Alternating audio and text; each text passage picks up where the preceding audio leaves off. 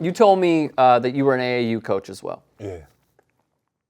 What exactly has gone into AAU basketball that has led now to having a trickle-down effect of the FBI probe that's going on with the NCAA, where kids are, okay, you're coming out, yeah, we're going to put you with Nike, this AAU team, you're going to go with Nike for a college, and then you're going to sign with Nike in the pros.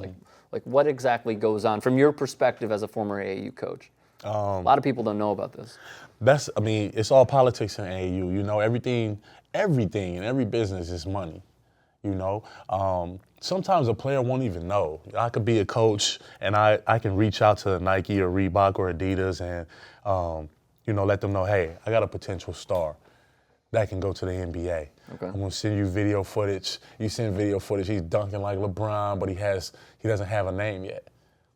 Now you say, all right, you guys see what it is? Now here's the letters that he's getting. And you show him UCLA and Kansas and all that. So what Nike does or Reebok or Adidas, they'll say, okay, well, here we go. I'll give you, the coach. They haven't even spoke to the player yet. I'll give you $150,000.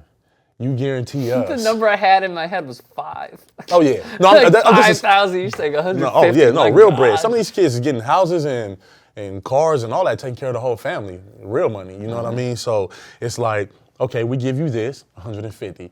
I want you to guarantee this kid plays for you for the Nike team. He's going to play in all the Nike tournaments, and then when he gets ready to get drafted, we have somebody who has an agency, and we're going to keep it in the family like that. You know what I mean? So the parents, before the kid even get ready to go to college, they already have, you know what I mean, the plan. Like, and I dealt with a couple kids, and I don't want to say names, you know what I'm saying, of course. But it's real. You've dealt with big-time college coaches? Yeah, big-time college coaches. Like major universities?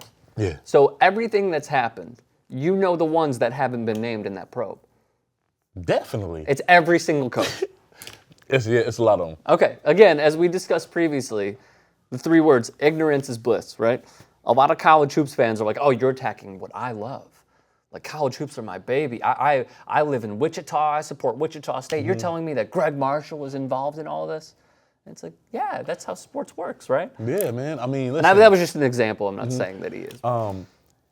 These kids got to eat, man. You know, they putting their body out there, they putting 100% in, and then come spring break, come Christmas break, they still have to go to where they live. Some of these kids living in shacks. You know, not every kid had a nice home. It's like, you know, I don't know what the NCAA think is going on. They know what's going on. Yeah, exactly. Mark Emmert knows what's going on. Yeah, some of these kids are living in the slums. What kind of slum are we talking? Had to build a basketball court, you know what I mean? Basket in the pole. You know, some of them kids don't even have a park to go to. Park don't have no rim up. I live in the hood where you go to a park, you don't have rims. They got tore down, they got dunked, and the park not coming to put a new rim up. You know what I mean? You know, it's stuff like that.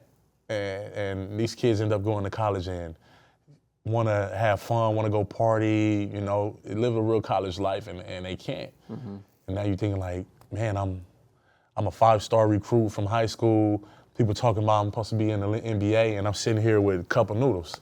Right. You know what I'm saying? It's not, you know. How long were you an AAU coach? About 4 years. 3-4 years. Okay, so you've seen it. Yeah. So you know what goes on. Oh, I've seen the whole thing, yeah. So we said that every AAU coach, or I'm sorry, every D1 college basketball coach knows exactly what goes on. My feeling, and I've never really said this before, but it seems weird, but just make it like free agency. If you want to have, and if you want to support these kids, and I know like, you know, Title IX is really tough, and absolutely every single college athlete should be paid as long as they are bringing in money to the university. That's just my foundational feeling. But for sports like football and basketball, put a cap on how much each school can make, or can pay, rather. Now, it's a little ridiculous, but you might spend out of your X amount of dollars, you'll spend the highest amount on a point guard, and then maybe a quarterback and what have you. Is there any safe way for this to not be deemed corruption anymore in the NCAA? Man, it's a hard thing, man. Like, you know what? Yeah, you got to just, like you said, that's the best example that you gave as far as like giving giving all the schools a budget for your team. Of course, the bigger schools, the better schools are going to get a bigger budget.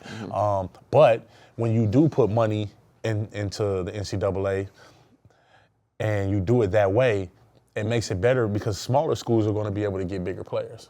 These bigger schools are not going to have that much money to go get 7 5-star recruits from high school. You know what I mean? They're going to have to, all right, I only got enough money to get one like or a two. salary cap. Yeah. Now you got a whole bunch of good players that can go to smaller schools, and that's going to bring money to the smaller schools. Right. Yeah, it's going to bring more money throughout the NCAA if they do it the right way. You know what I mean? I definitely feel they should bring money in and try to figure out a system to where they can do that because it would help. Sure. And more kids will want to go to college.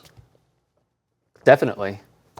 Like, I'm in support of the G League. They just can't pay right now. Exactly. Yeah, they're paying, what, like $10,000, $20,000 a year? Yeah, it's horrible.